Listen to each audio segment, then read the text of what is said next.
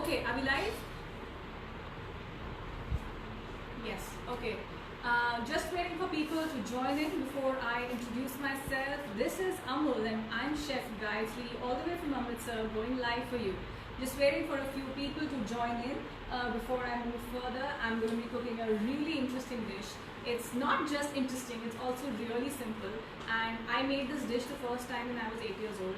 So if I can make it at age 8, I think the rest of you can easily make it. Are people joining in?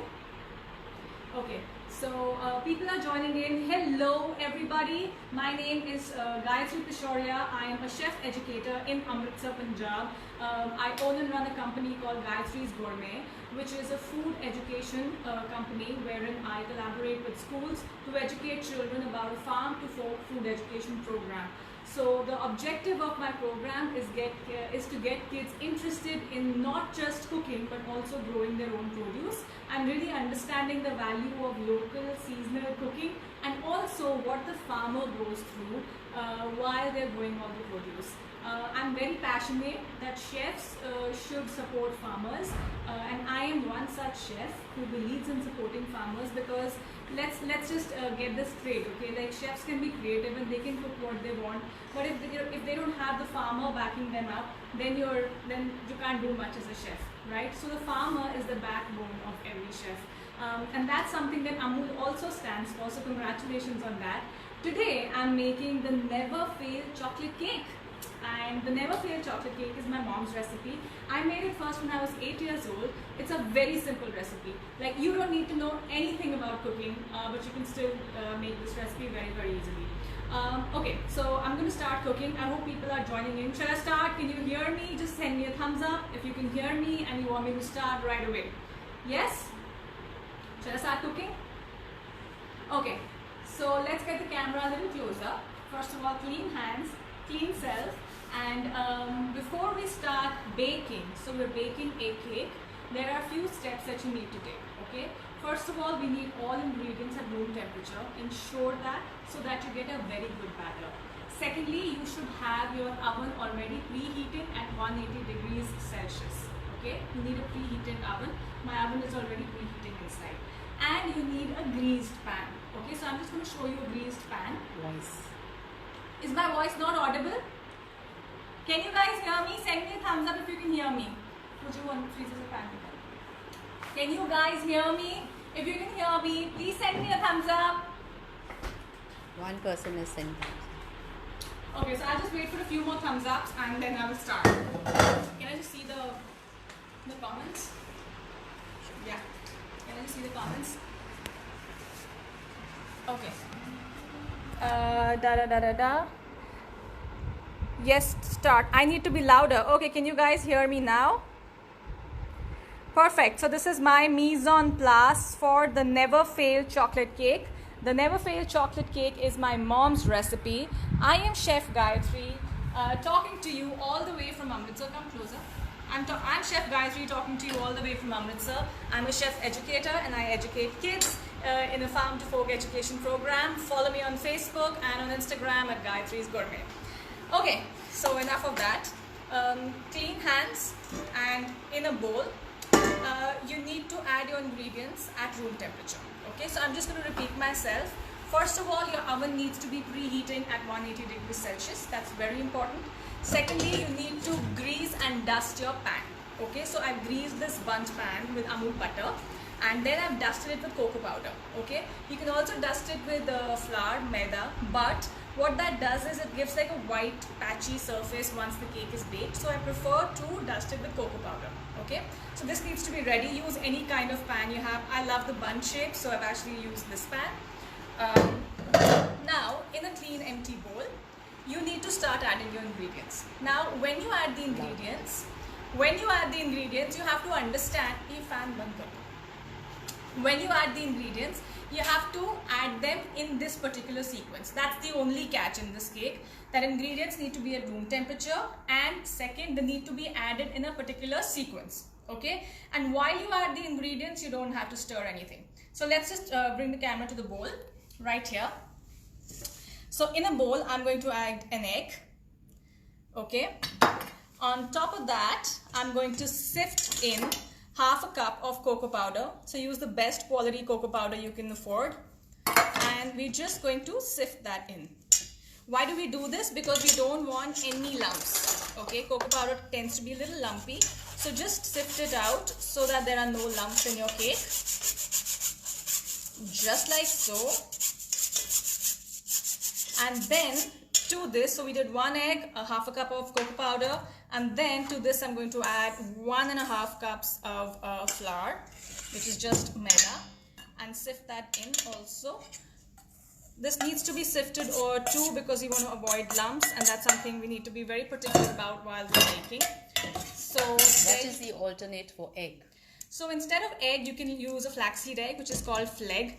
That means you use about 1 tablespoon of powdered flax seeds mixed with 3 tablespoons of water, and you just let that sit for about 10 to 15 minutes. It's going to reach the consistency of an egg. So 1 egg is equal to 1 tablespoon of flaxseed powder plus 3 tablespoons of water. Okay, so this is 1 egg plus half cup of cocoa powder plus 1.5 cups of maida. To this, I'm going to add butter. This is Amul butter, which all of us love. And in Amritsar especially, we can't do without butter. So this is Amul butter, and I'm just popping that in. So butter, just remember this butter is really good for baking. I think Amul butter is the best for baking because it's very consistent and it doesn't leave any water as compared to white butter. So over here, my butter is at room temperature. It's not melted, it's not hard, it's exactly at room temperature, like a thick mayonnaise-like texture. Okay, that's what we want. Then I'm not going to stir it, okay? No stirring, just keep going. So after the butter and the flour, I'm going to add the milk. This is Amul Taza milk. And then to the milk, I'm going to add some Amul cream. How many grams butter was there? So I added half a cup of butter, then to that half a cup of milk and half a cup of cream. Okay. So yeah, that's pretty much it. And then to this, I'm going to add some castor sugar, which is 1 cup of castor sugar. In with that. And then I have some vanilla, which is about 1 teaspoon of vanilla plus 1 teaspoon baking powder and 1 teaspoon of soda bicarb. So what is the All in substitute together. for vanilla? Well, vanilla is the fragrance of baking. You know, that typical cake smell actually comes with vanilla. So if you can get a good vanilla extract, I would say just go ahead and use it. If you can't find vanilla, just use like the juice of half a lemon, or you can use about a tablespoon of orange juice or lemon juice, something like that. And please repeat, what is the substitute of egg? I'm just going to come to that, but first I need to get going with this recipe. This is my last ingredient, and that is 1 cup of boiling water. Not normal water, it has to be boiling water because that's what adds the moisture and brings everything together. Okay, and then with a whisk, you just need to slowly start bringing everything together. So the substitute for egg is a flaxseed egg. So 1 egg is equal to 1 tablespoon of powdered flaxseed mixed with 3 tablespoons of water. Mix it properly. Leave that for about 10 to 15 minutes. It will become like an eggy texture, like a gelatinous eggy texture. And that's what you can use as a substitute.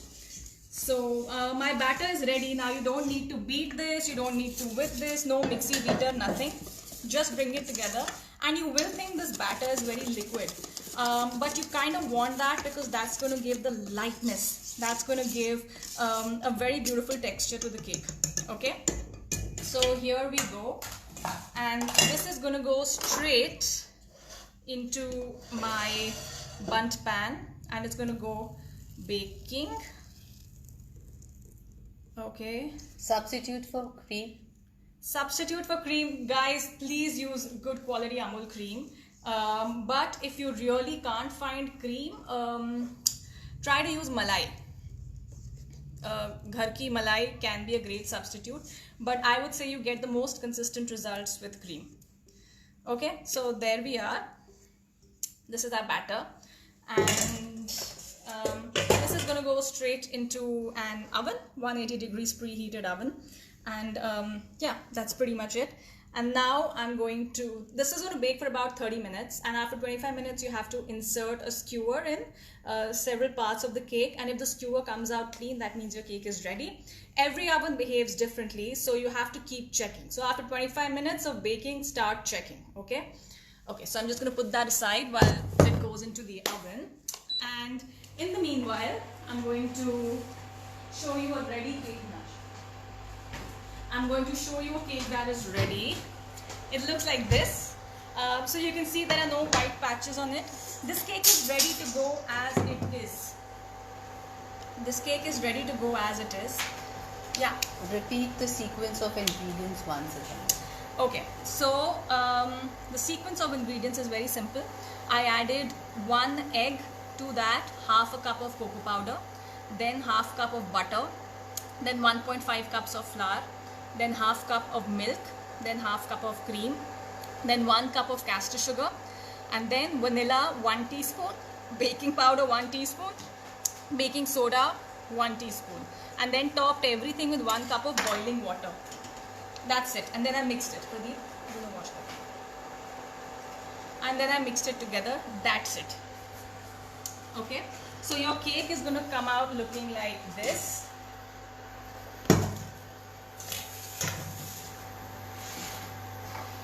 You can see there are no white patches, and this cake is ready to go just the way it is. Like, you don't need to do anything to this cake.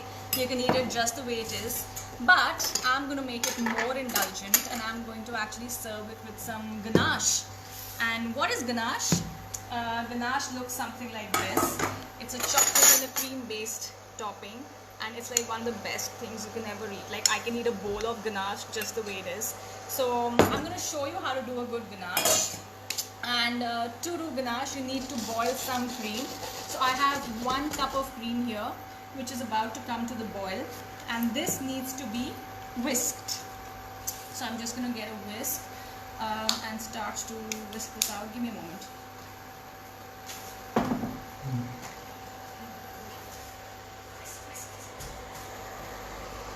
So yeah, that's, this shape is called the bun shape. Okay, okay, it's gonna come there. Right. So here's my cream for the ganache, and I'm just going to make it sort of smooth. It's already come to the boil. So the 3 Amul ingredients I've used in my recipe are Amul cream, Amul taza milk, and of course Amul butter. And okay, so there we are. So my cream is boiling. This is 1 cup of Amul cream, and over here I have some dark chocolate, which is also 1 cup. So equal measurements of cream to chocolate.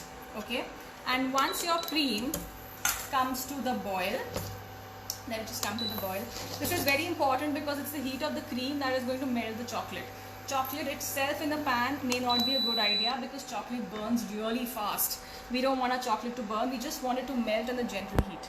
So I'm just going to gently pour the cream on top of the chocolate.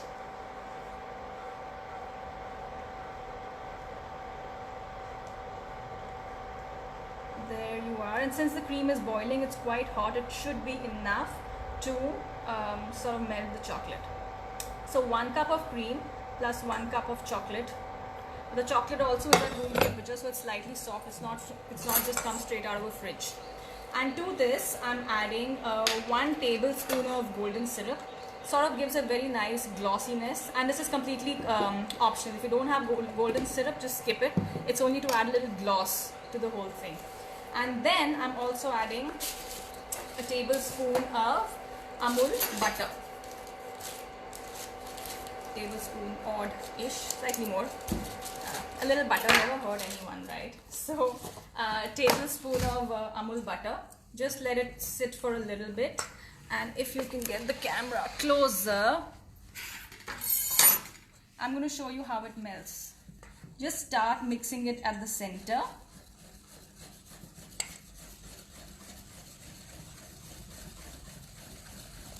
And give it a mix, and you can see it's already started to come together. The chocolate has melted and it's got like a very beautiful texture to it. Yeah. Instead of dark chocolate, can we use cocoa powder, and how much? No, I would not suggest that. But if you want to just do a little bit of a frosting, you can use about a tablespoon of cocoa powder mixed with about 3 to 4 spoons of water and two spoons of sugar, and just bring that to a boil and use that as a drizzle on the cake. This recipe doesn't work with cocoa powder, but it can also work very well with a good milk chocolate, or Amul also has this orange flavored chocolate. I love that on this cake. I wasn't able to find it today, but you could use that as well. So this is my ganache. Now What is the name of the syrup? Golden syrup. So this is my ganache. It looks like this at this point, but we want it to actually set to this. Okay. So from here we want our ganache to reach here. It takes about 2 to 3 hours of refrigeration, best overnight. So just leave this in the fridge for some time. And once you do, you're going to get something like this. Okay, so this is our ganache, and I want this very creamy, glossy, soft texture. And I'm going to dollop my ganache on my cake. Aha! And maybe just like pop a little bit on. There you are. So do you see how easy this recipe is and how simple it is? Really, it took nothing. Just some good quality ingredients, also ingredients that are very easy to find. Ganache is again optional, guys. The cake is absolutely good to go even without a ganache. If you want to make it more indulgent, use the ganache. And then I'm just going to frost it very roughly, like we don't have to be too chefy on it. Like a little bit of a rough-ish frosting, like that.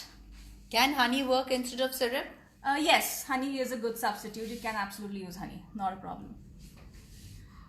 So yeah, so this is my ganache going all the way in and around the Is cake. the syrup a veg thing? Yeah, it's just made with sugar. So syrup is veg. The cake should be cooled for how long before you... Cake has to come to room temperature before you start frosting, otherwise your ganache will melt. So here you are. So I mean, you can put as much or as little ganache as you like.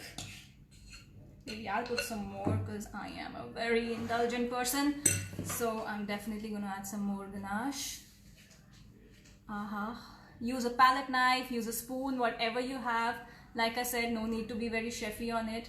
And then what I like to do is I like to, maybe make some peaks like that and just like leave some dollops on. Something like this. So sort of looks a little nicer, little more texture. You can add some chocolate chips, cocoa powder on this just to like give it a little garnish. But this is done. That is essentially your never fail chocolate cake. It's called never fail because it actually never fails. And even an 8-year-old can make it. So if I can make it at age 8, I'm sure you can make it at whatever age you're at. So follow this recipe. I have done a similar demo on this recipe on my Instagram page on an IGTV video. So please feel free to have a look at that in case you want, if you have any questions, I'm very happy to answer them. You can message me on my Instagram, on my Facebook. Yeah, here we are. So this, guys, is my never fail chocolate cake. It's absolutely delicious. You cannot go wrong with a never fail chocolate cake, and I think I'm going to eat all of this alone. Do you want me to show you how it looks once I cut it? I can actually do that. Okay, if you can just get it so close, super close. Let me just show you how it looks when I cut it. Okay, are you close enough? So here is a little slice. Maybe I'll get a plate. What's your FB page name?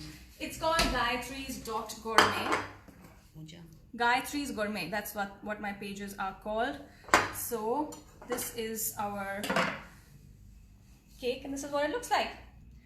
Pretty brilliant. You can see it's nice and soft. It's got a beautiful spongy texture. And yes, very, very easy to make. I did not work very hard on it. So thanks, Mom, for the recipe. Mom's also recording. And let's have a little taste.